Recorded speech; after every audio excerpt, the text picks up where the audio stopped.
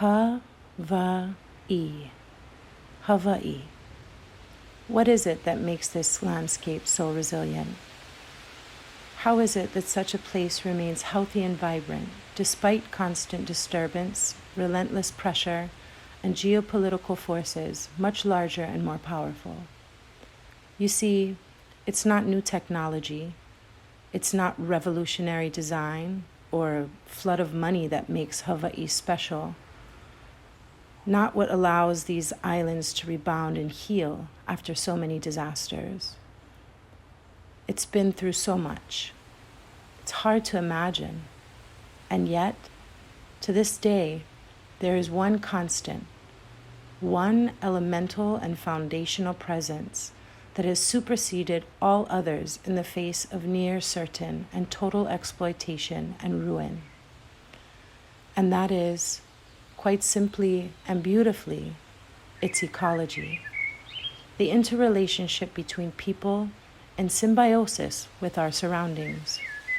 It is the people who truly know this place, who make it what it is.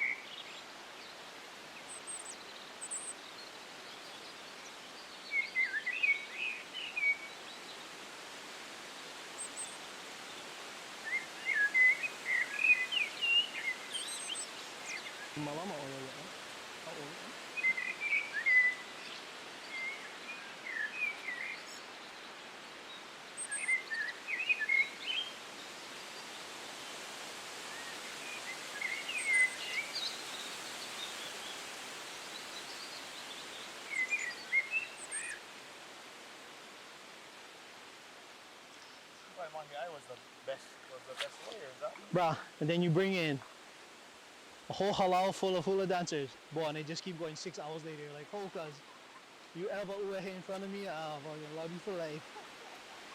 There's always somebody in life who's like, oh, bro, you know, time's rough, but, you know, making it. I know that. Just about there.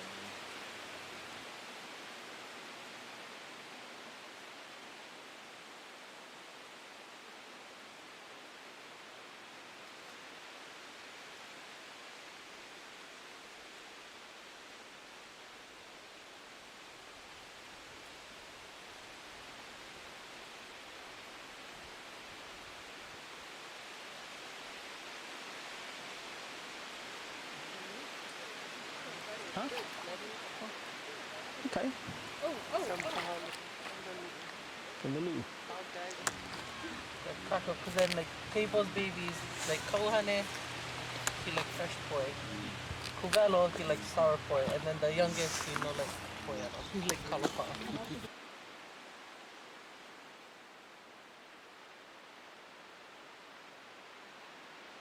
More than 2,500 miles from the next nearest landmass, the people and ecology of these islands are one, by necessity, indiscernible, indivisible, and interdependent.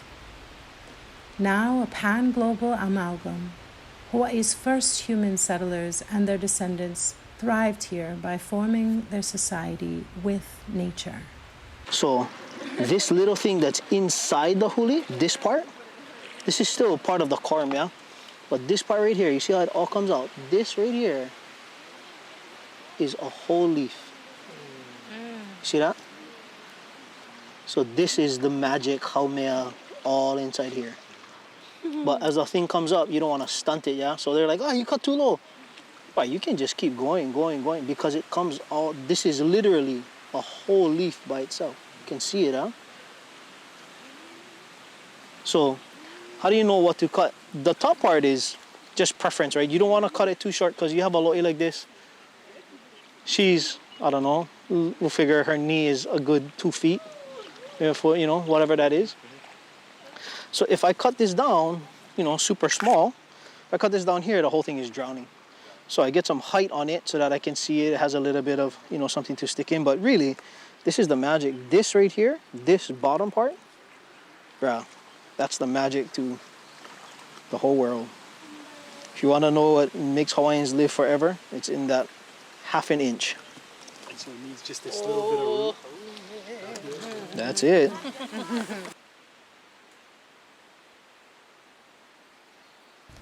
They relied solely on the elements and materials at hand, the intense yet somehow delicate and ephemeral atmospheres, the humid air, the ever-changing water, the fire, and the rich volcanic soils, the prevailing winds, the sun, the textures and patterns and diffusions of energy and life.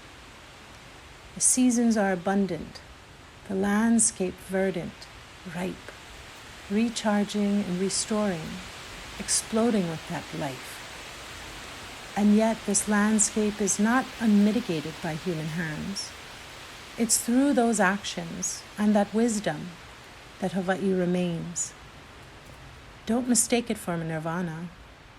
The patterns call out to us to be understood, the wisdom inherent in the materials and flows, and therefore taught and learned and followed. The rains are harnessed, the waves are ridden, the soil is planted. When this happens, when we learn to read the timeless language of the archipelago, when we see the authentic and broader connections between ourselves and the land, when we embody its adaptable and cyclic rhythms into our lives, we come together as a resilient community.